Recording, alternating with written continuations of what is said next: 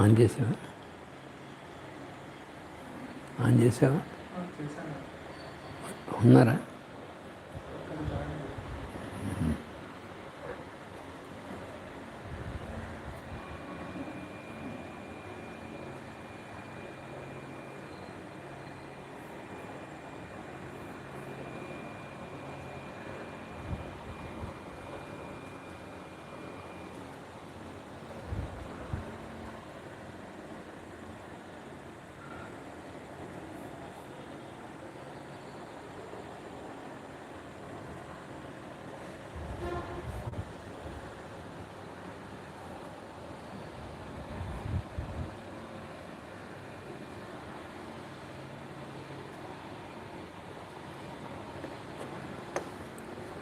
Vasudeva.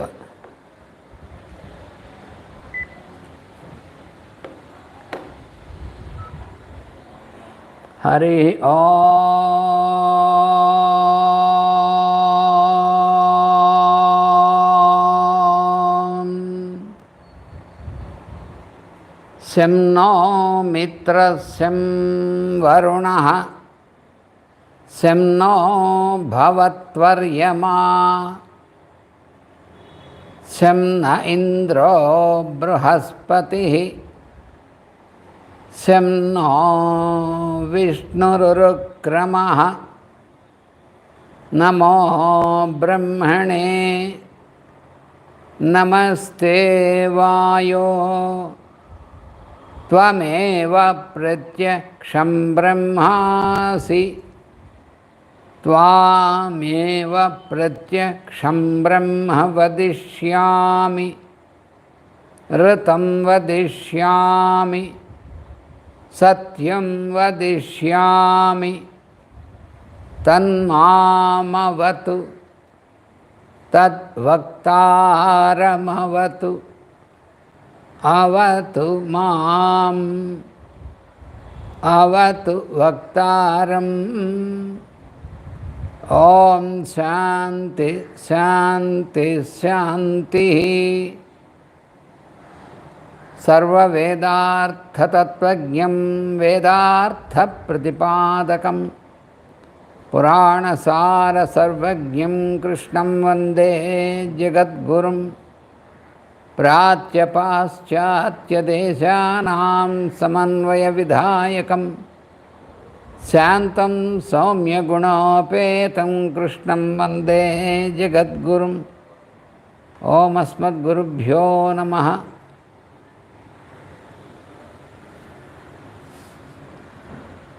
So welcome to all our brothers and sisters.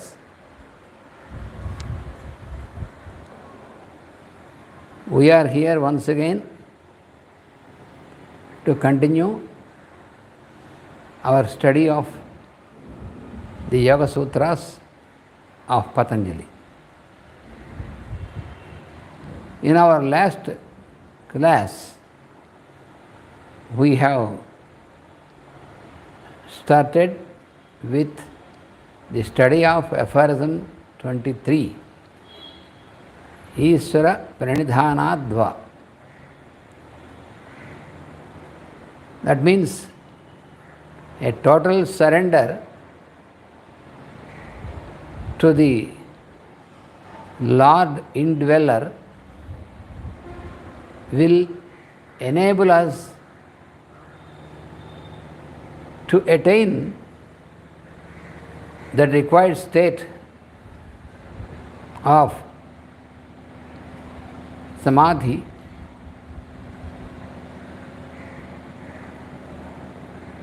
by practicing non-attachment. So this will be hastened. That means we can attain this in a fast manner, in a short time, by surrendering to the Lord Indweller. A total surrender. That means we have to make a total surrender of what I have to what I am.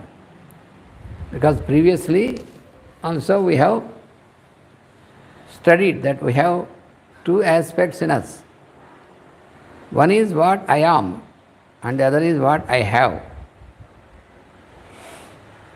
So, what I am is the Lord, the indweller. He is omniscient. He is present everywhere.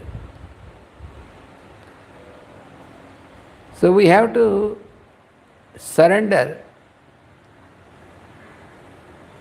So you have to make a surrender of what I have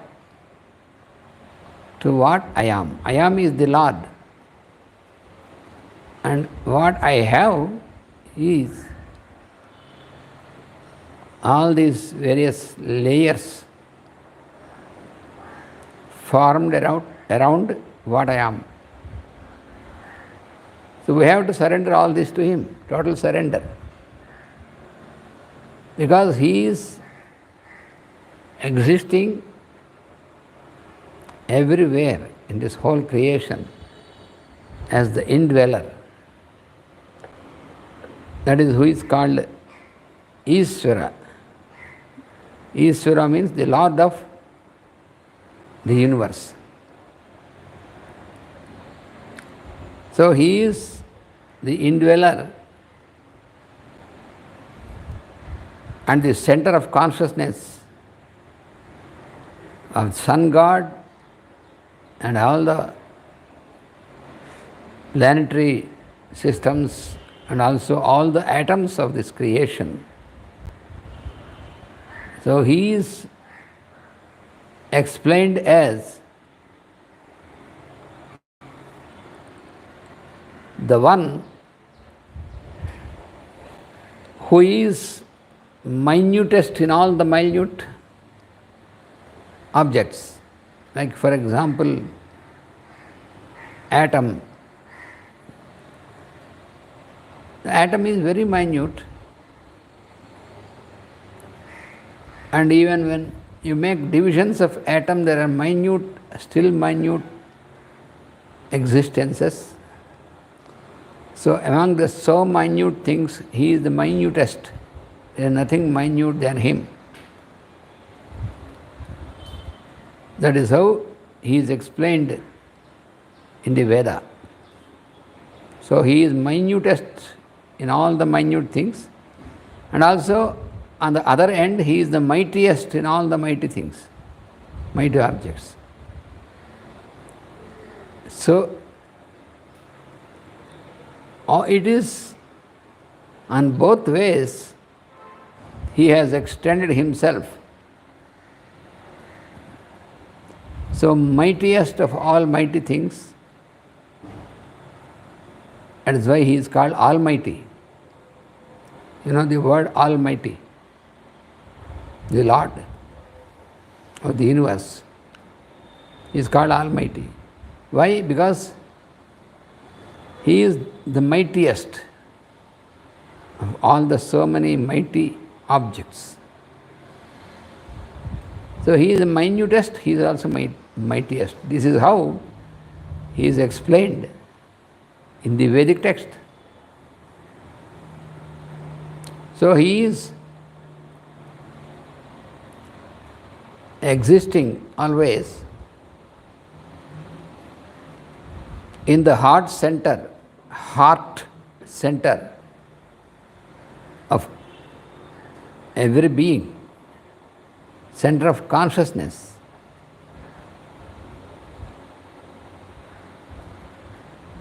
So, it is also given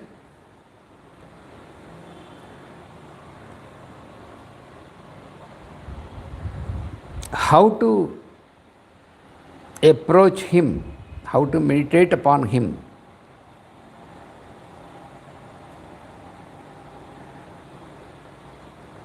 So one of the methods is that at the time of sunrise, stand before the sun, rising sun,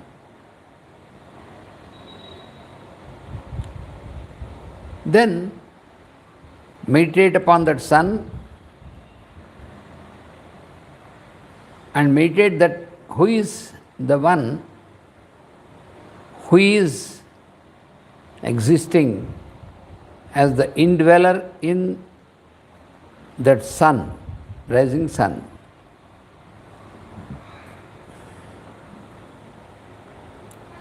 So then, first of all,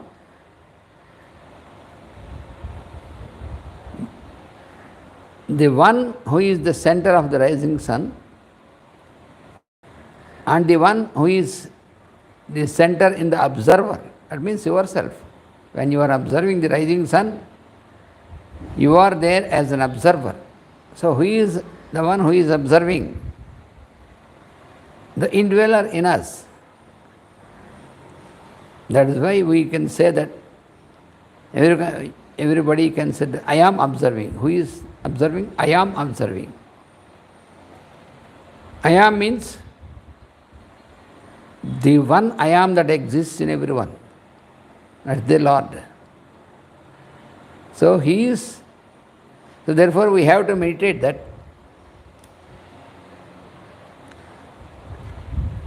He who is the indweller in the sun God, in the sun, and also who is in me as the observer, is one and the same.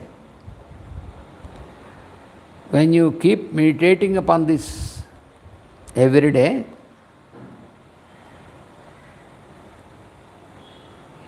then during the course of some years, you will be able to know the one, the Purusha, that he is the only one. So he is the only one who is there. So his form is the form of space. Space is his form. So he is everywhere. So that is how we have to practice meditating. So he is called Ishvara. So here in this Aphorism 23, Patanjali says that you have to make a total surrender, pranidhana, Ishvara pranidhanadva, pranidhana. So we have to make a total surrender of what? What is it that we have to surrender? Is it some material what we have? Some riches or some things what we have? But all these riches are the things which you want to offer. All of them, they contain the same Ishvara as the content in them. So whatever else you have, which you can offer to him, which is different from him, there is nothing. So what is meant in this aphorism? What to surrender and how to surrender to that Lord consciousness? Then we have to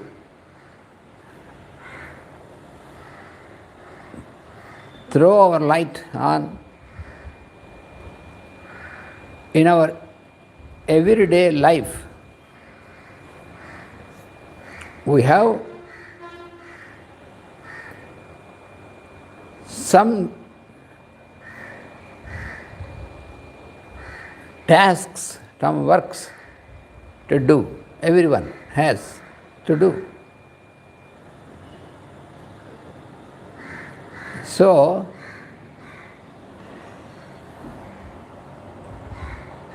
there is a wonderful method given, straight and easy method. What is that? So first of all, after waking up from sleep, so we have to practice this, everyone. You think of the so many tasks you have to fulfill on that day. Because they are all stored in your mind. I have to do this, I have to do that.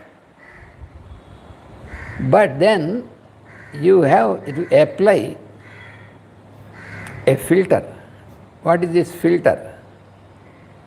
Just make an analysis of these tasks you have to fulfill, of the work you have to fulfill. Is this the one which you want to do or you have to do?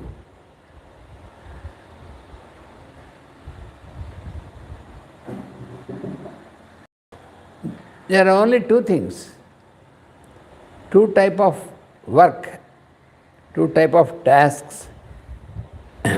One is that which you want to do, what I want to do. The other one is what I have to do. There is no third alternative. Any of these works or tasks, what everyone has in his everyday life, can be classified under these two categories. One is the work which I have to do. That is one category. And another category is the work which I want to do. So it makes all the difference.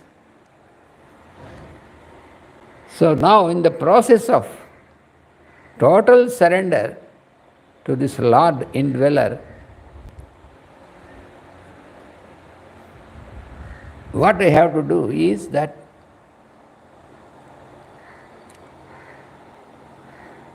you surrender all what I want to do and keep doing what I have to do.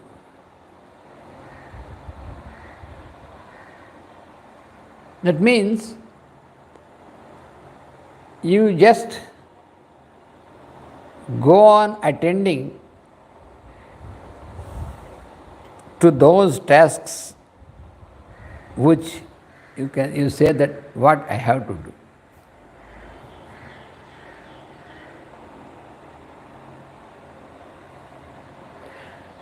But the question is that how can I,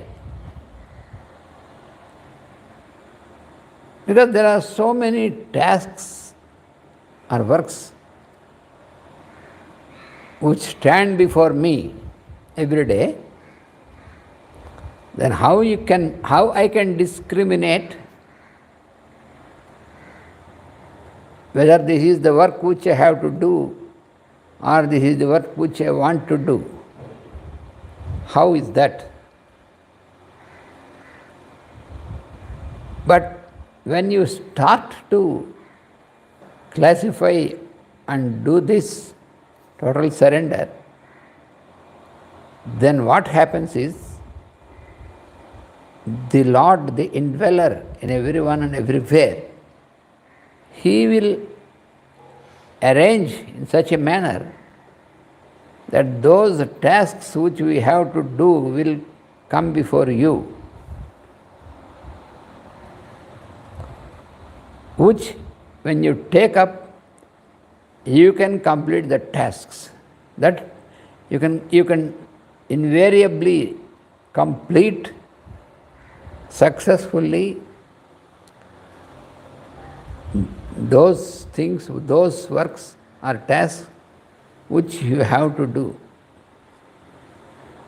But what about the other category? The work which I have to do, these things, even if you want to do, which I wanted to do, these works which you wanted to do can never be fulfilled. That is the secret of it. You try, you can apply, you can try. Those which you have to do will come to you. Those which you have to fulfill, which you have to do, which you have to complete, will come before you, stand before you.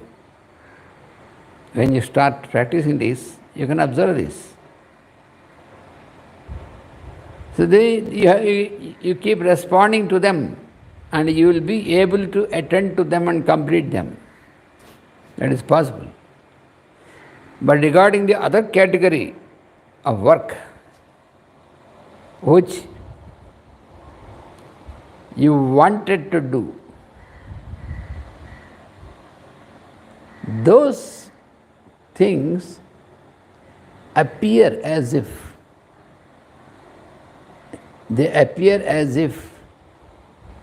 you can fulfill them or complete them, achieve them, all these things. But after some years you will realize that you could not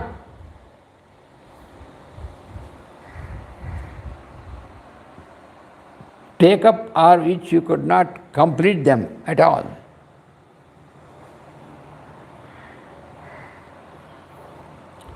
Then what happens? You will be caught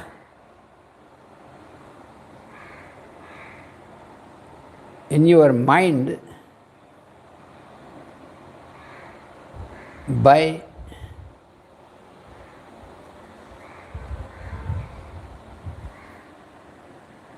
dissatisfaction and also by you may feel that you could not do that, you could not complete that. So you feel that this is a failure which has occurred different from what you wanted. You never want to fail, of course. You want to always get success. But those tasks which you wanted to do, which you proposed to do, which you wanted to do, there your success or failure is not at all in your control.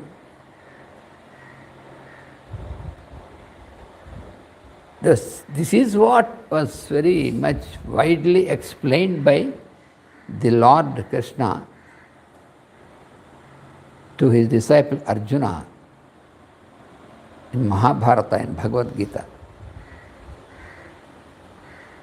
Lord has explained in a very familiar terms, very easy terms to Arjuna. That means it was also explained by the Lord to us, not only to Arjuna. Because he explained them to Arjuna more than 5,000 years ago, but we have also the same solution to be followed, given by the Lord in our daily life.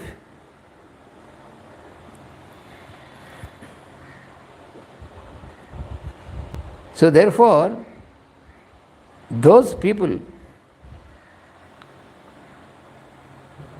who wish to do, who desire to do something,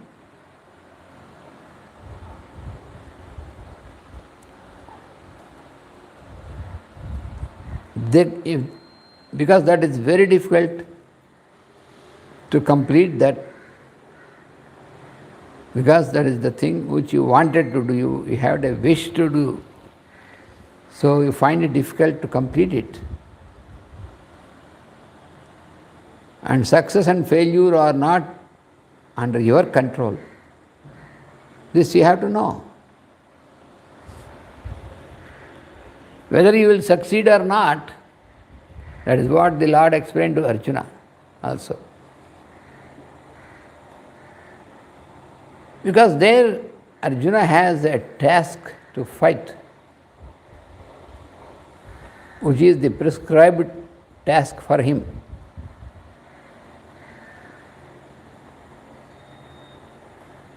But he wanted to discard his task, because he wanted to do something else other than what he has to do. So the Lord said, you will get into complications when you want to discard what you have to do.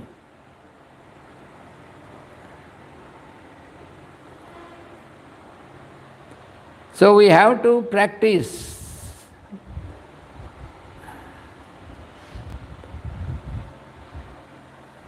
to attend and fulfill those tasks which are allotted to us for every human being,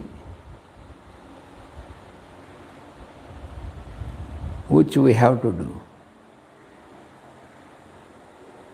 Our responsibilities, so-called what we call responsibilities, are also part of what we have to do.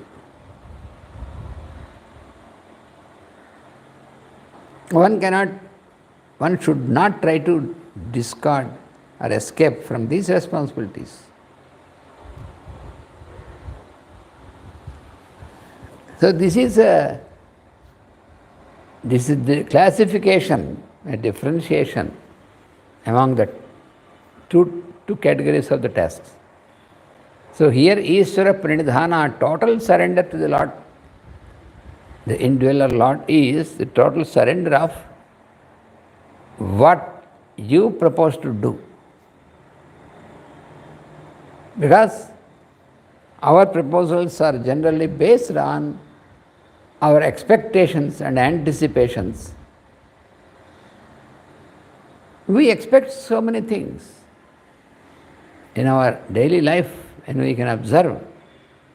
We expect to do so many things, to get so many things. These are all our expectations.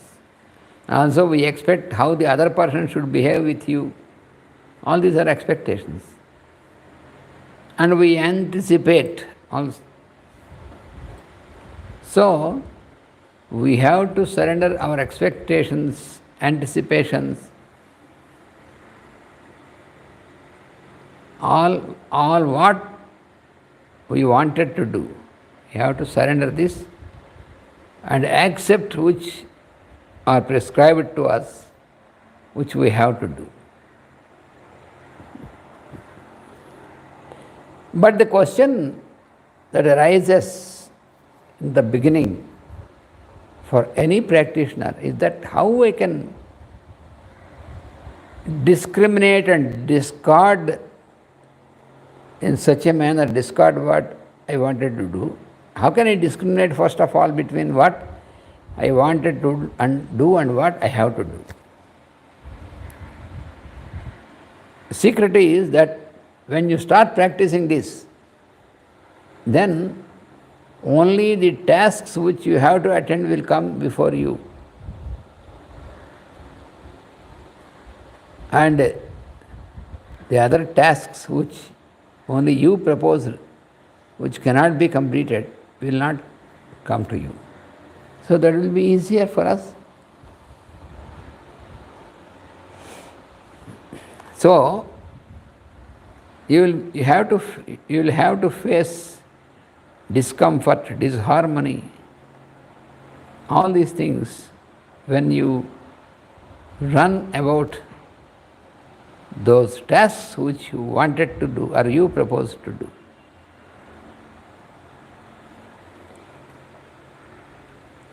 So, for example, there are so many examples, you have to correlate them with this in your daily life. Suppose you are working in some organization, some office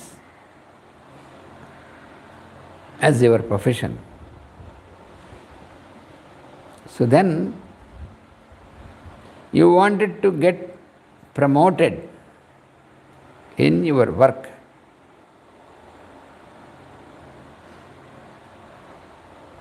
You wanted to get promoted to higher step. That is a proposal.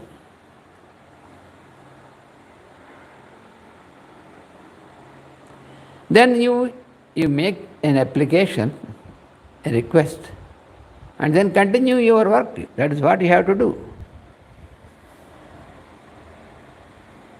But if all the time you keep thinking whether I get promoted or not, and all the time keep discussing with your colleagues or friends whether you will get this promotion, whether you will get this so-called hike or upliftment in your employment or in your work,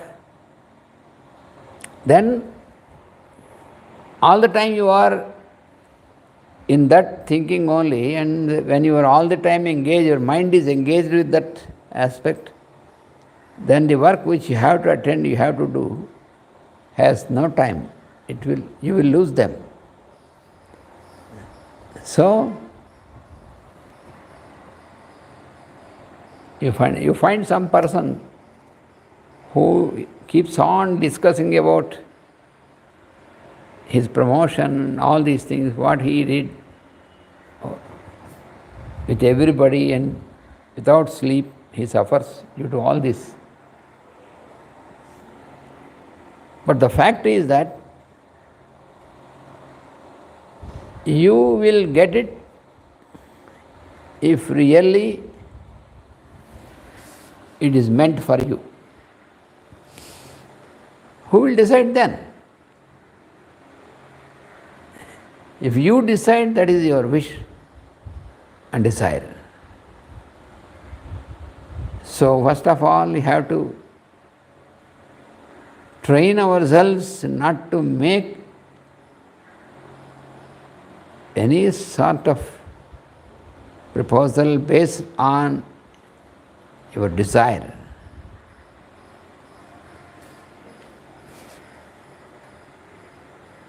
You do what you have to do, and you have to continue to attend your work, that's all. Whether it comes to you or not, it's not up to you, it's not under your control. So if not, what happens if we keep clinging on it? Then you'll get tension, disharmony. So all these disturbances you'll get.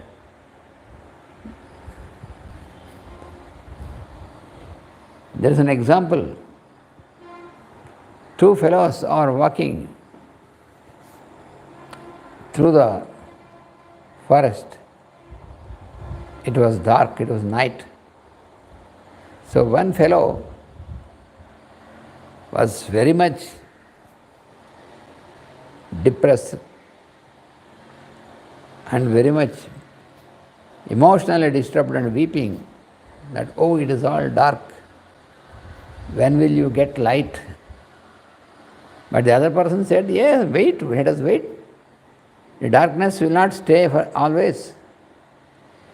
Now it is dark because it is night. But night will end and you'll get the daylight. For that, it will happen naturally. For that, why should you weep like this? So the other fellow is not bothered. He keeps just waiting, okay. If you can walk, otherwise you can wait until it is dawn.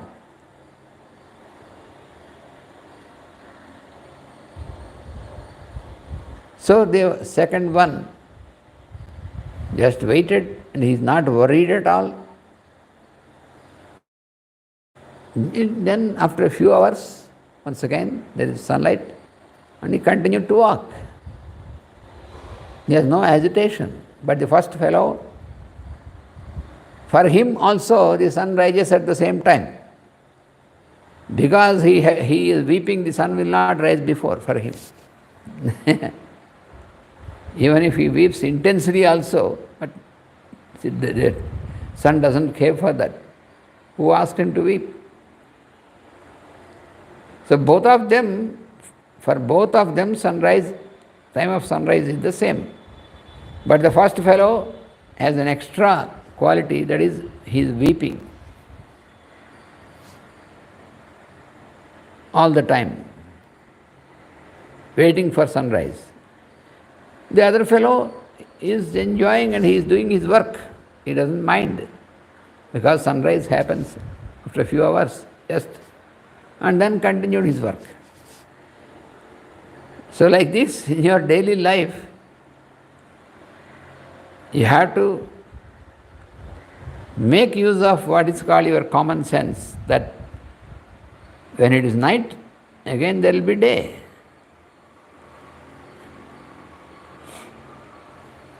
The first fellow was all the time, all the night, he was weeping. Oh, darkness is there, light is not there. When we will get daylight and all these things, but his weeping has no sense. It's only nonsense, no sense.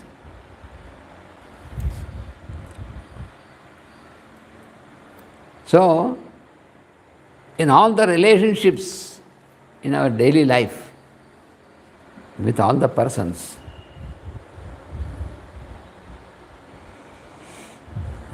so we have to rectify ourselves.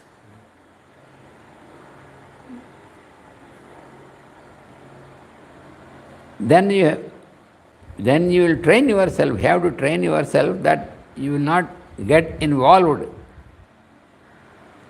You will do your work. You have to do your work, what you have to do, but no involvement. Then you are not affected at all.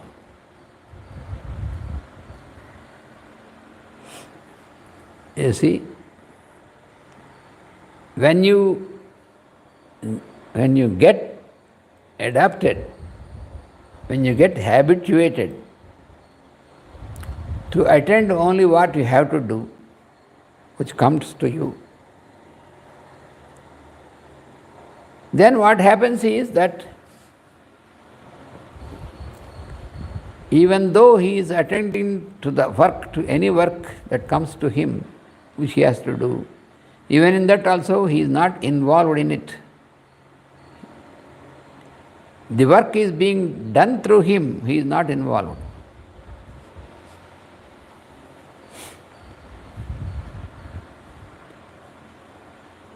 He doesn't do anything, but the work gets done through him.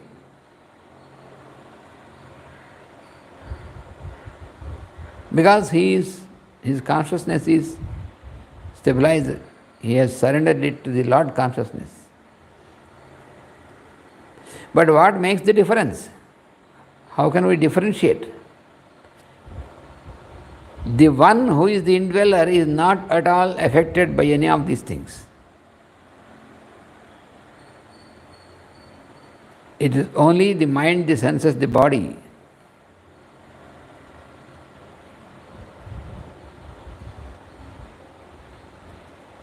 If you practice that, you are just attending to what you have to do and not involved in mentally. Involved means you have to involve only to work, not about any other aspect, any expectations. So what is that? Then who is working? If you are not here, what is said is that you don't do anything. The work will get done through you. How? Who will work then? you will be stabilized with the Lord consciousness when all the layers which are there in you will work for that.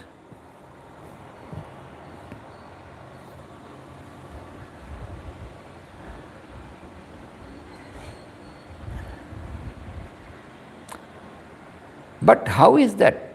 We'll get always this question, this doubt, that if we are not involved mentally, who is that? How is it possible that the work gets done through you, through us?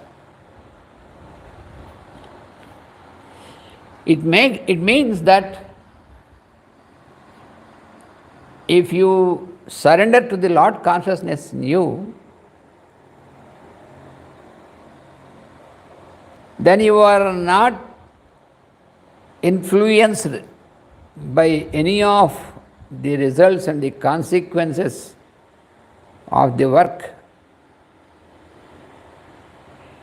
attended by you, done through you. All those consequences, the sorrow, the disappointment or any other thing you are not affected by this.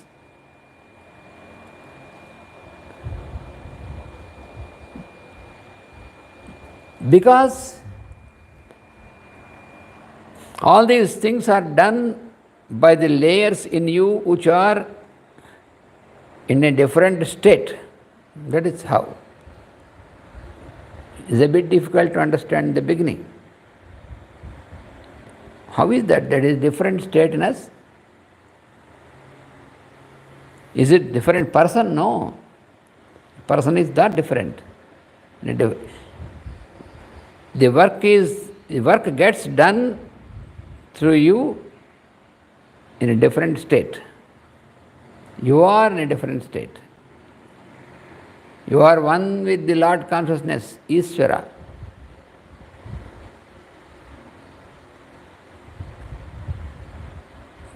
For example, because we should have an example to know it precisely, very clearly. For example, you have a block of ice, block of ice.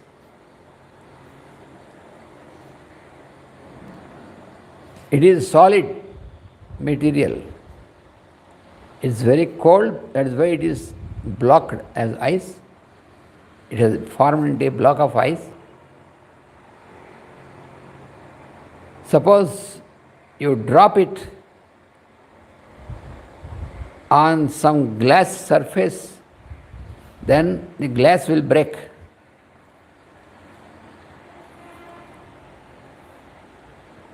But afterwards, you collect this block of ice, allow it to melt and become water. Then you pour this on the glass surface, it cannot break the glass.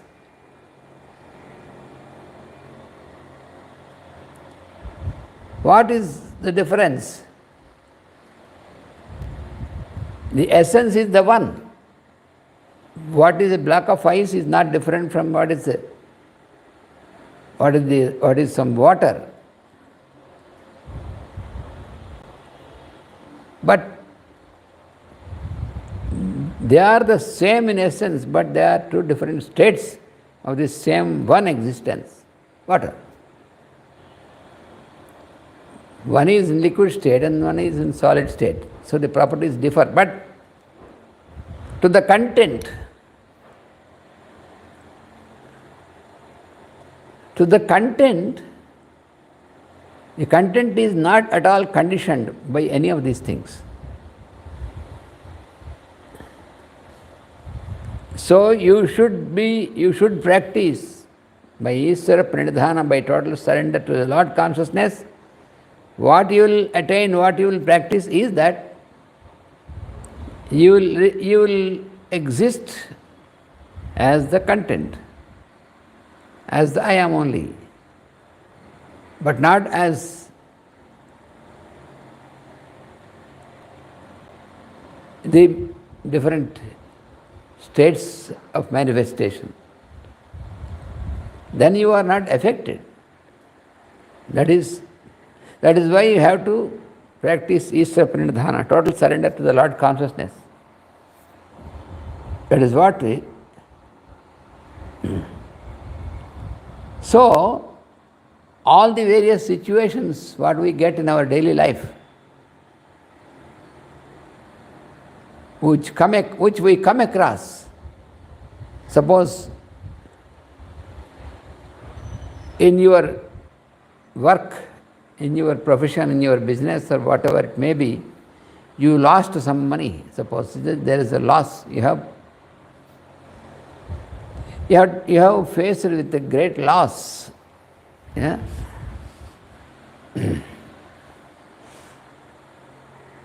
So all these are also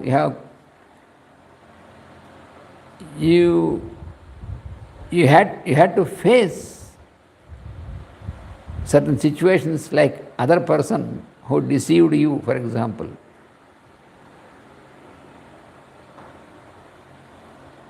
So all these different situations,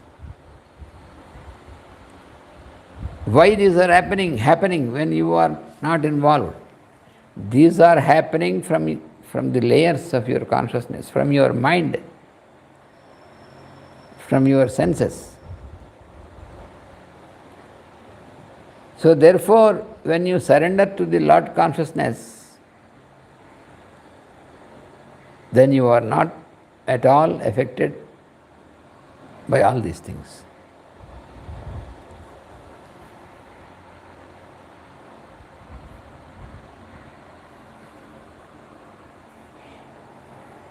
Because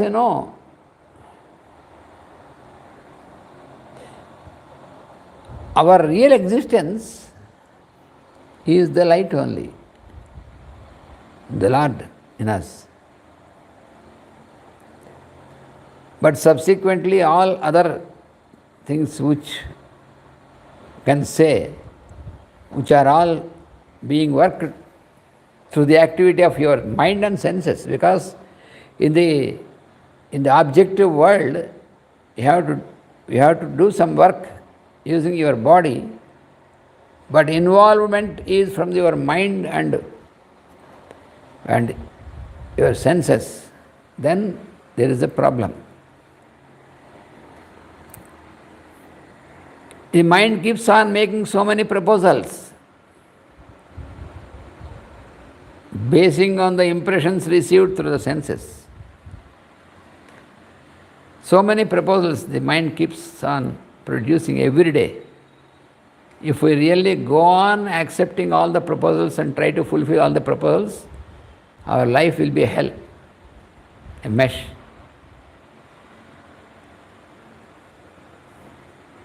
So what we have to do is, there is no other alternative. You have to filter them.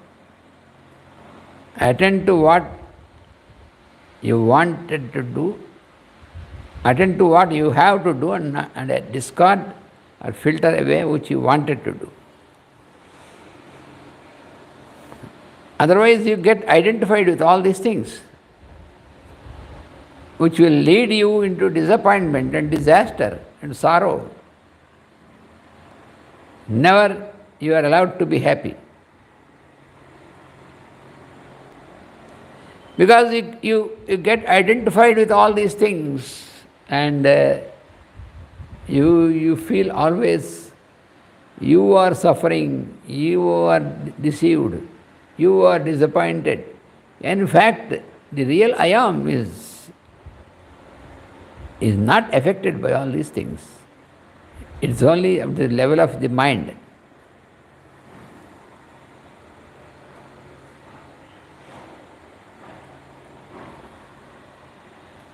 So you have to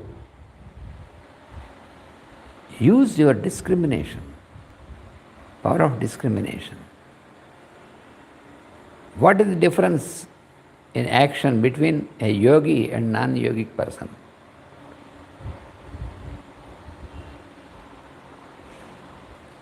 You take a situation in our human life. Suppose you are hungry, you feel like eating, and you went to the table and you find that there is some food, but you couldn't find which you like very much. But there is food on the table, served, and others have taken food, the same food is there for you, but you could not find what you have desired for you. Suppose you have to rush to attend some examination. Suppose you are a student. You have to rush to the examination hall. So what will you do? What you have to do now? Yes, eat what which is already available, which is taken by others. Also, so for you also, it is. If you want something special, you have no time now. So if you get disturbed in your emotion, then what happens? You cannot do well in your examination. All this reflects there. So, what is required is to remember that you have to eat to fulfill the need of your body. That is the reality. Why we should eat? To fulfill the need of the body, not to fulfill the desire of your mind. We have to discriminate between these two. The mind, because it is the nature of your mind to keep always producing more proposals. I want to eat this, I like this. But if that is not there ready, you want to starve because it is not there. If you discard all what is there because you don't like, and you wanted to wait for something which you like, which you cannot get, what happens? You will starve. Then you are not practical at all. So you have to remember that. If you remember that, taste, you can eat. Why you have to eat? Because you have to live. Why you should make it tasty? Because you have to eat. So taste is to make you eat. So why you have to eat is to be able to live. That is the only reality. But if you cling on to the taste only, you wanted to eat because it is tasty, even though it is not required, then you are not a yogi at all. You are not practicing yoga at all.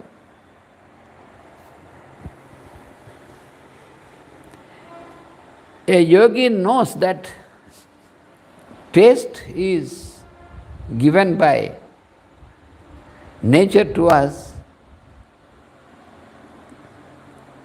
like a remuneration. Why? How? Because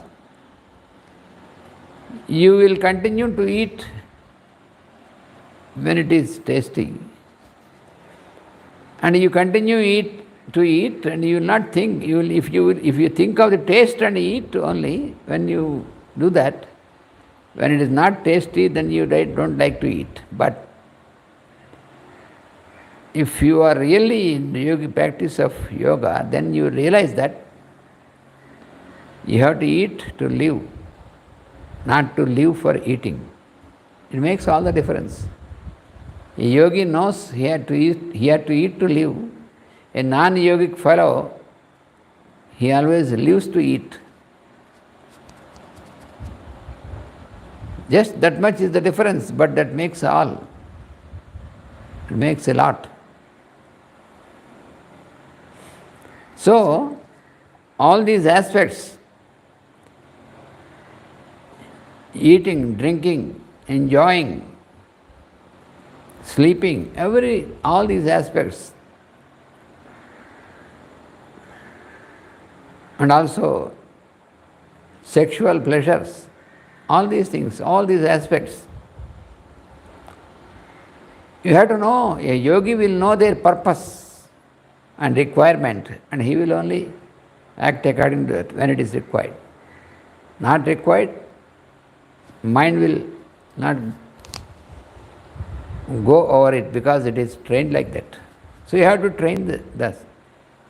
How can you train this? By realizing. So yoga is an attitude in your life. That is what is very clearly explained in the very beginning of the study of this Yoga Sutras of Patanjali. Yoga is an attitude. So if you want to become a yogi, there should be a change in the attitude towards your life.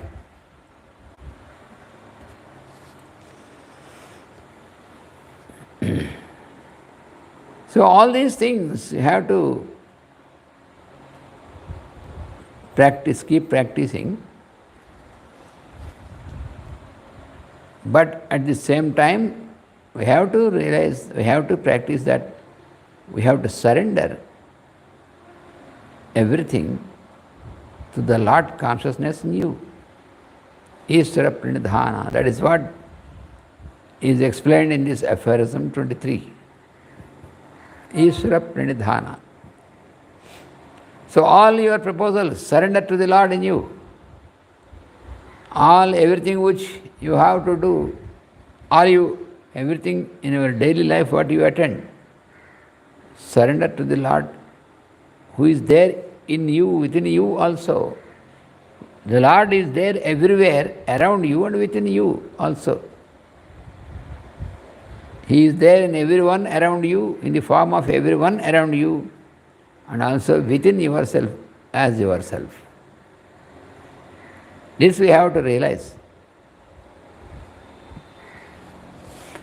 When we start practicing this, we can realize that our life becomes very harmonious, free of all complications. That is the very purpose of practice of yoga. You live without complications. Enjoy your life. Keep happy for yourself. But how? The Lord says, why can't you be happy always? Because the Lord is the indweller in us.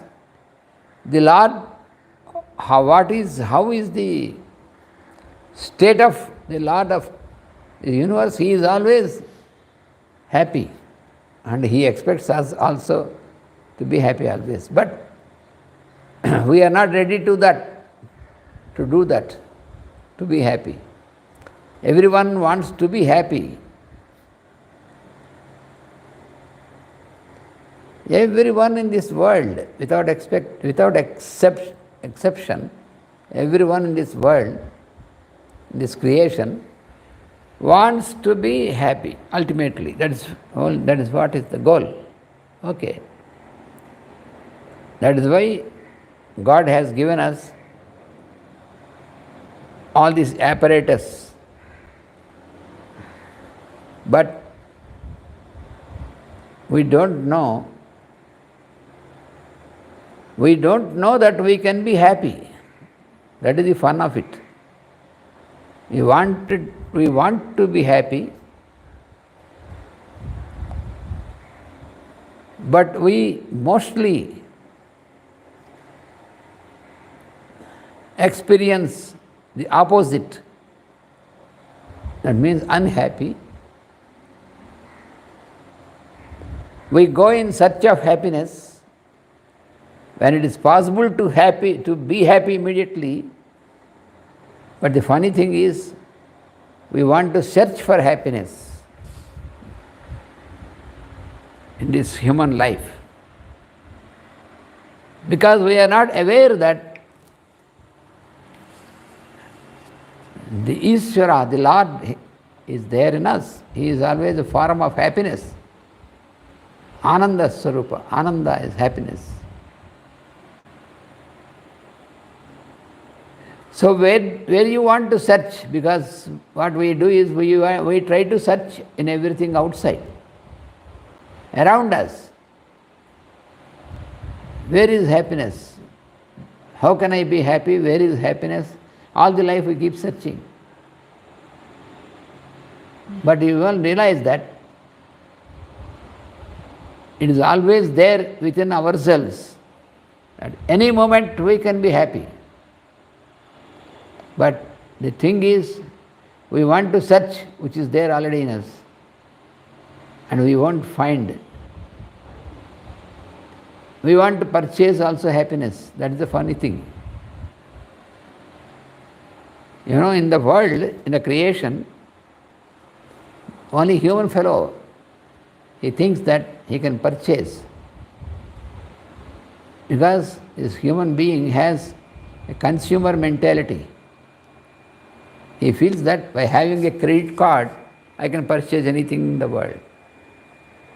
I can go into the market and purchase whatever I want. Okay. Can you purchase happiness with a credit card?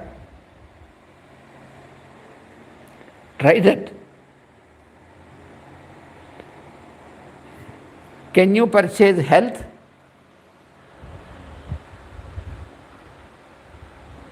If you want to be healthy, you have to be healthy. You try to have it immediately. You can be healthy, you can be happy, you can be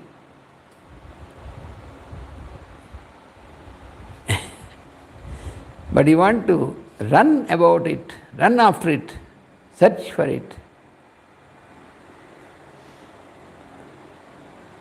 Because you are not ready to apply what is required for that. It is very simple. Simplicity is the key for happiness.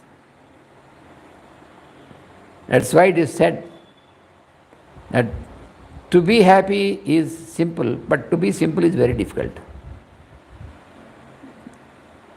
Because the mind will not allow you to be simple. Mind is habituated to make complicated everything. Everything is complicated by your way of thinking, your mind.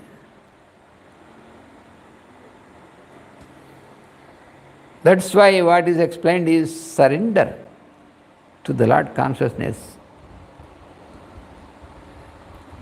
You surrender every proposal, what you get, what is made, what is put out by your mind, surrender it to the Lord. So simply what is said in this aphorism, Ishvara Pranidhana means surrender what I have to what I am. Very straight.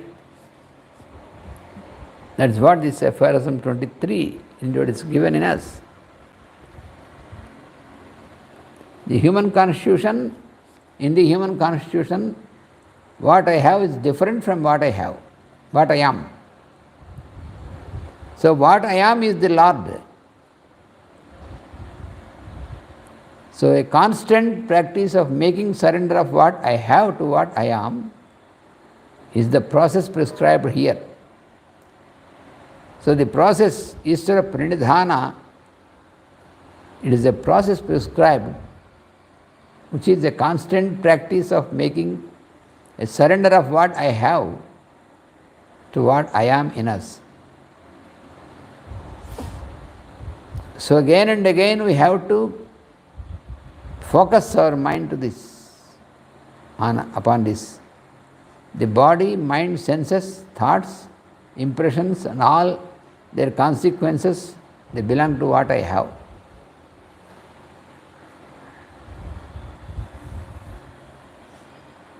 They are never included in the pure light of what I am. What I am is different, not at all included in all these things. The consciousness of the untrained being is constantly being gravitated towards what I have. Actually, we have to be nearer and nearer to what I am, but because we are not trained in the yogic path, we are gravitated, attracted to what I have. That is why you make all the complications. We won't approach what I am in us. We always want to approach to what I have. I have this, I have that. I have money, I have property, I have these persons around me. I have the fame. I want to be famous. So I have this influence. All these things, what I have. And are you happy then? Be sincere. If somebody asks you, are you happy at this moment? Confirm. Can you confirm that you are happy? Of course, I want to be happy. Yes, you want to be happy, but are you happy anytime, any moment? There are some moments when I was happy, but that's not. You must be happy now or never. Always, every moment. Yeah, but how is it possible? That is the question. Our mind makes a question that how is it possible to be happy always? That means your mind is proposing not to be happy always. Your own proposal you are making. When the Lord says you can be happy always, that is why Lord has given you all this life. But our mind poses a question always that how I can be happy always?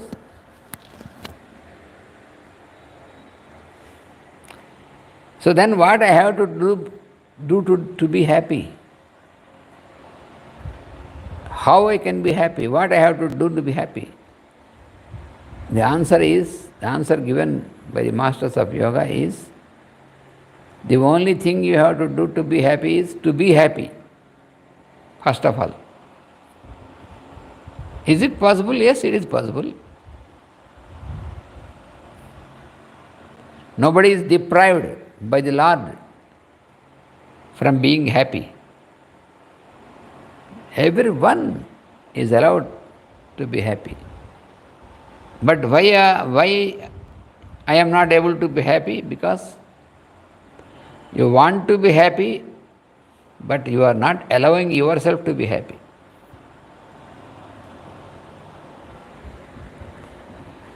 So that is why you require to start practicing yoga immediately. The purpose of practicing yoga is the same. The attitude, it changes, it brings a change in the attitude of your life. Yoga is an attitude of life.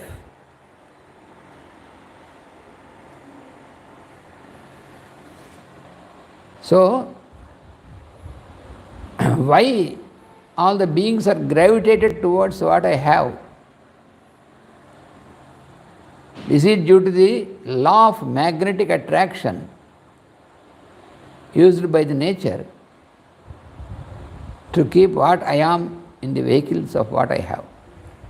You see, that is how the nature arranges. What I am is the Lord,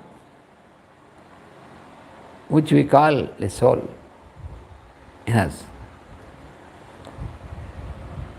But for this, all the vehicles are given. These vehicles given to us by the nature, these are all vehicles. The mind, senses, body, all these are part of the vehicle. So this most not complicated, but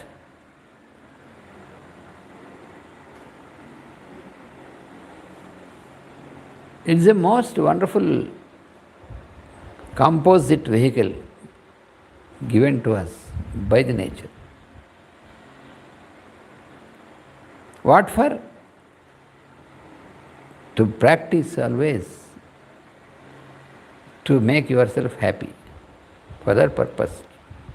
To experience happiness only, it is given to us. But because we are more attracted towards the things which is called what I have, away from what I am, that is why if you are nearer to what I am, you can be always happy. That is the ultimate secret is, you can be always happy. It is possible that you can be always happy when you are nearer to what I am, but since you are nearer to what I have, you are not able to be happy. That is the reason.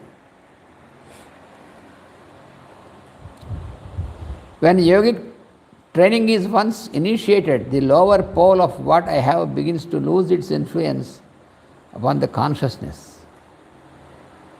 Our real existence is as the I am consciousness, which you call the soul. Then the consciousness begins to gravitate towards the higher pole of what I am. So this is the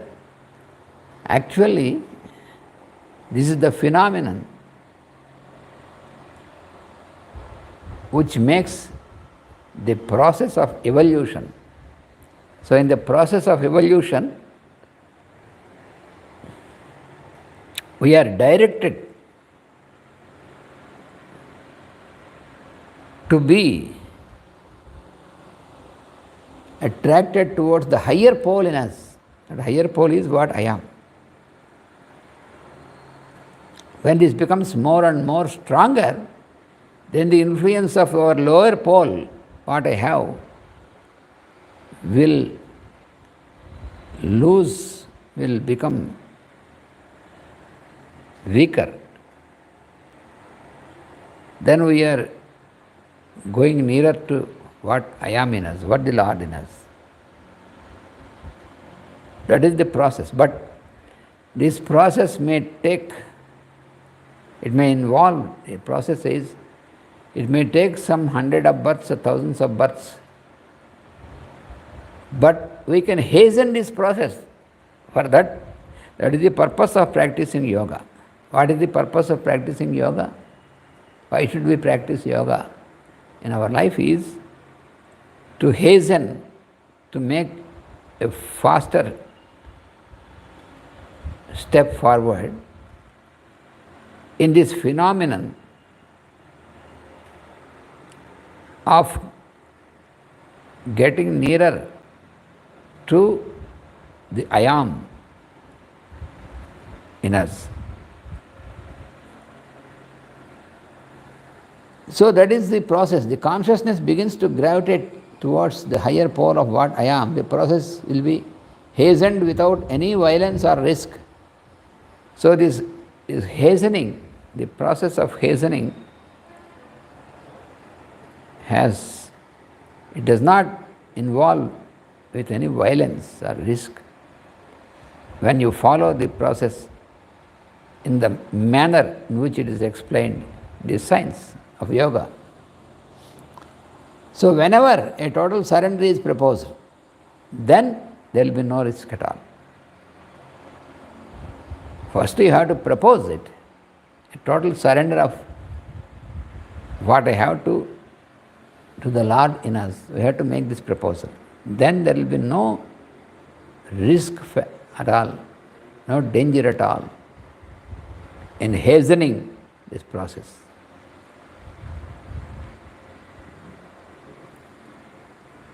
It is just like, for example, we are traveling in a car.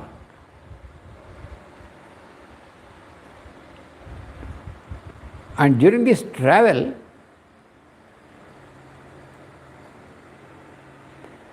you can reach the destination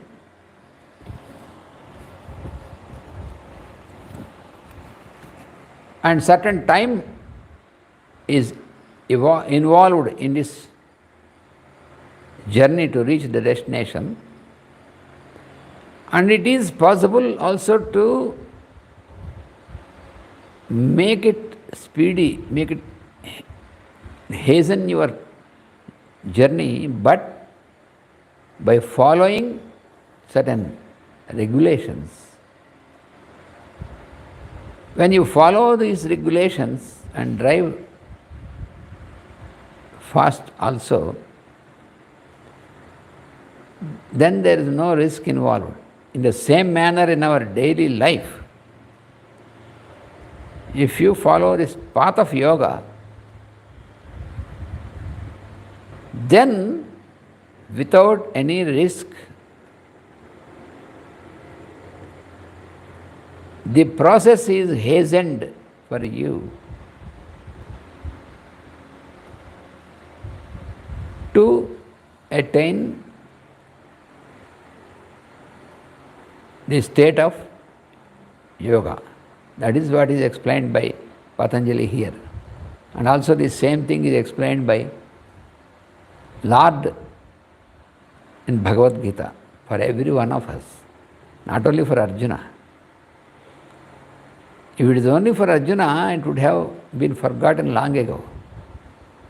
But even today, the teaching of Bhagavad Gita is there existing ready for us because it is for everybody in this creation, every human being,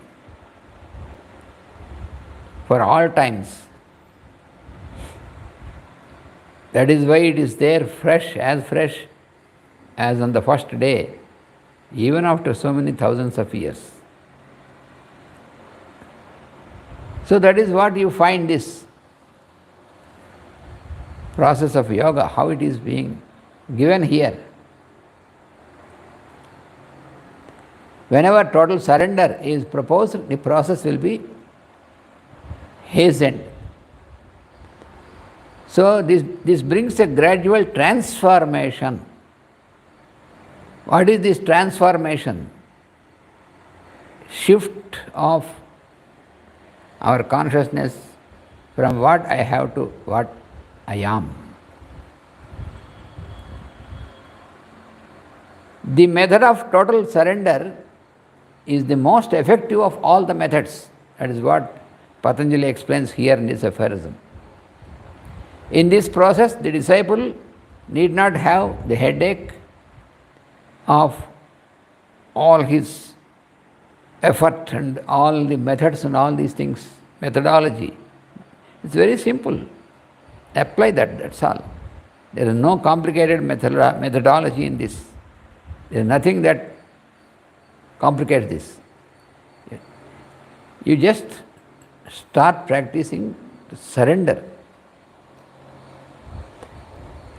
The Lord in the Bhagavad Gita also says the same to Arjuna. Oh Arjuna, because Arjuna has questioned the Lord, please tell me what I have to do to get out of this complication. Then the Lord said, in your daily life, so you have to get into your daily life. Yoga means not something abstract. Many people, some, of course, not all the people, but some people, they think that practice of yoga means they have to find certain place which is aloof, away from all the other people.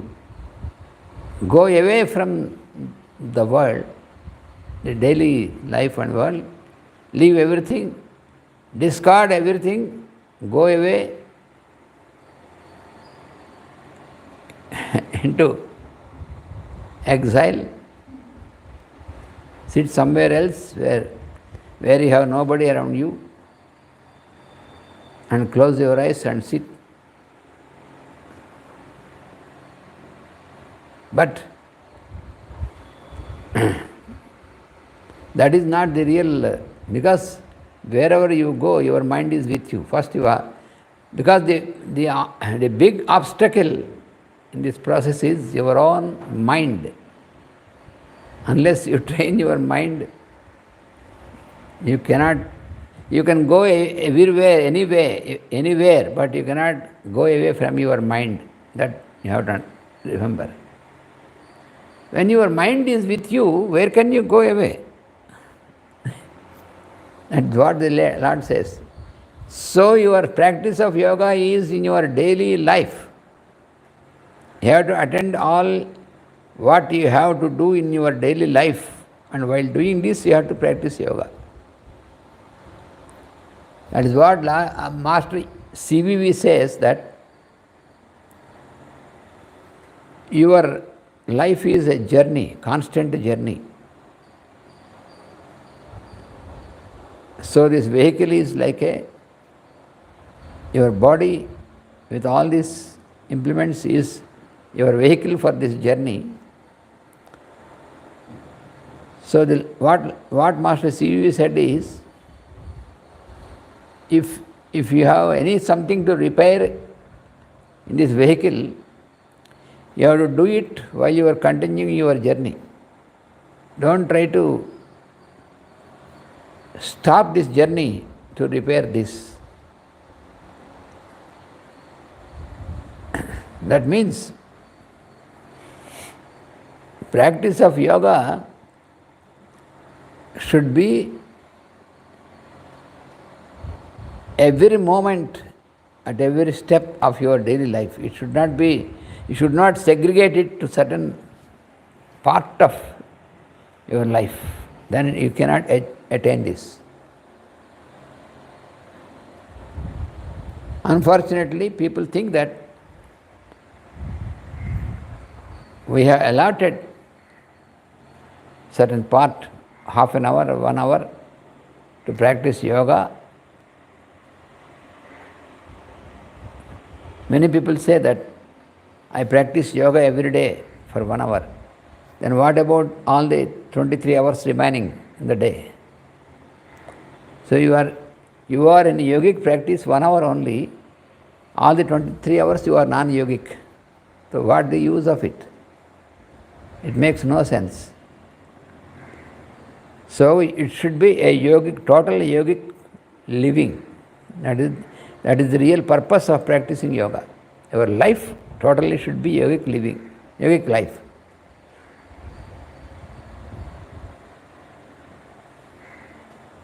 So therefore,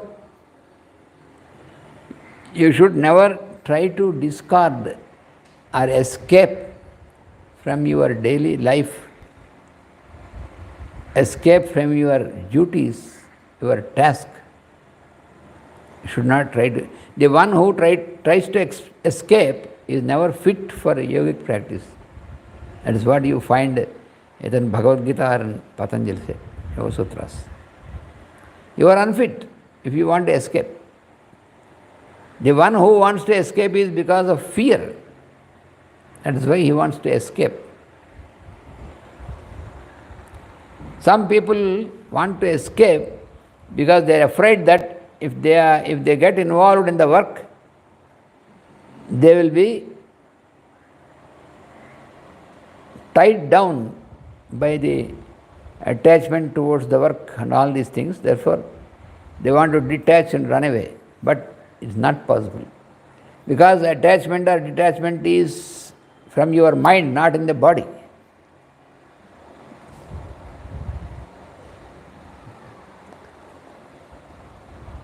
The work which you are doing is not binding you. What is binding you is your sense of attachment towards the work which is there in your mind. It is a mind from which you cannot escape.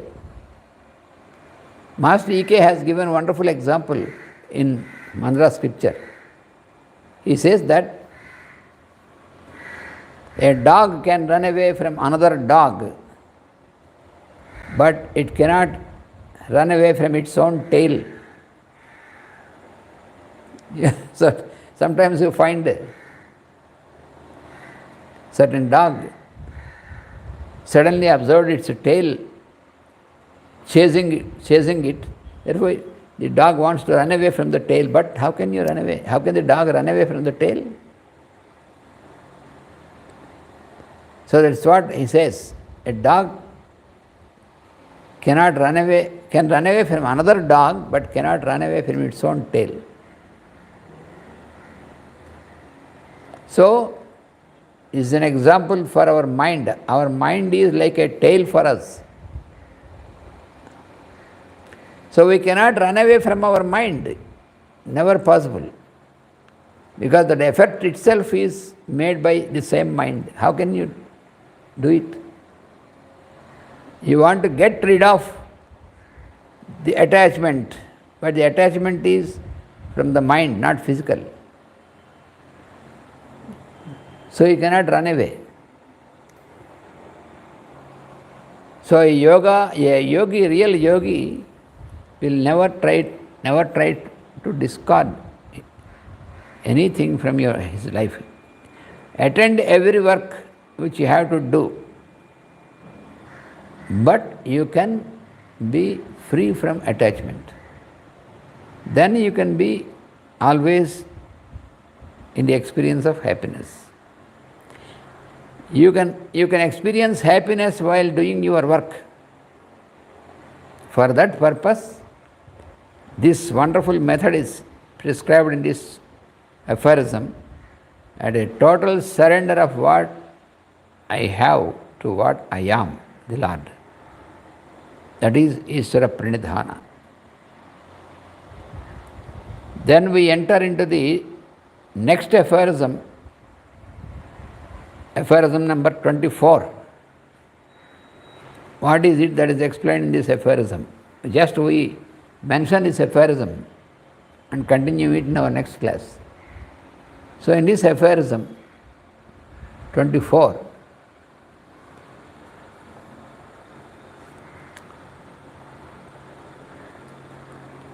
he explains that he explains more about Ishvara, because it is okay, you said that you have to surrender totally to Ishvara, but what is Ishvara? Who is this fellow? What is his nature? Unless we know more, we know completely about Ishvara, how can we make a surrender to him? How can we make a surrender of what I have to somebody whom you don't know? That will be our question. So, in this aphorism 24, he explains more clearly about Ishvara, nature of Ishvara. He says that the Lord of the bodies is distinguished indweller, who is never tackled by complications, deeds and their results. So, we have so many types of deeds and their results and the complications in attending to the deeds, and also all the proposals to do certain things. So in this aphorism he says that the Ishvara, who is the indweller in every one of us, he is never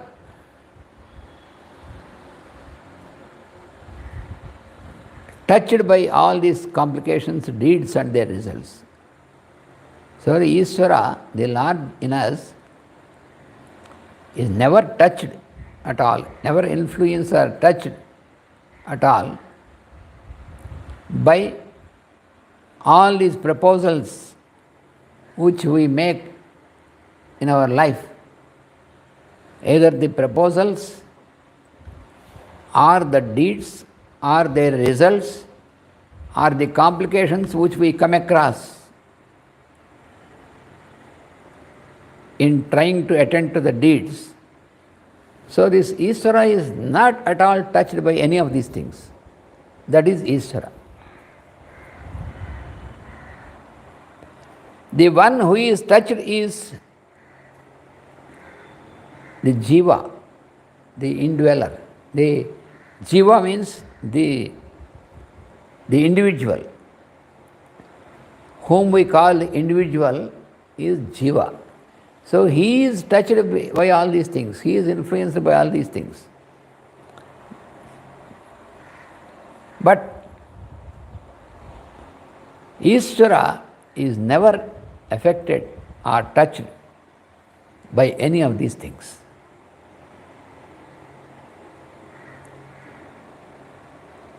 So here in this aphorism, he is going to explain us more clearly that the indweller, the Lord in you, in every one of us,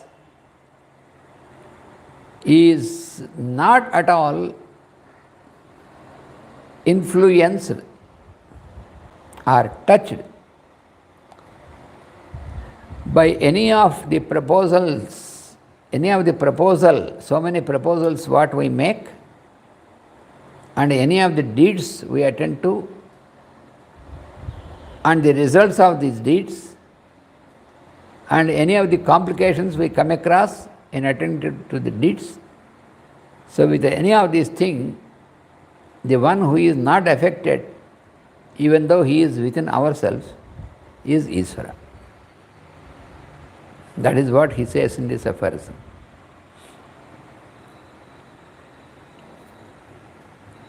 So in us we have, our existence is like a capsule of, Ishvara is also there and the individual is also there. Both of them are there in this capsule of one existence.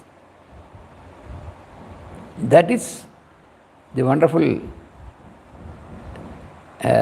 aspect in this creation. So Ishvara is also there along with us. In fact, it is he who is responsible for all these things. So he is there along with us, and we are there also, the individual as an individual. So there is a wonderful coexistence between Ishvara and us. Both of us, we are there. But we are always affected by all these things, and he is not affected with any of these things. That is the basic difference between us and the Ishvara in us. So let us try to study more of this in our next class, next week, on the 11th of this month. Thank you all.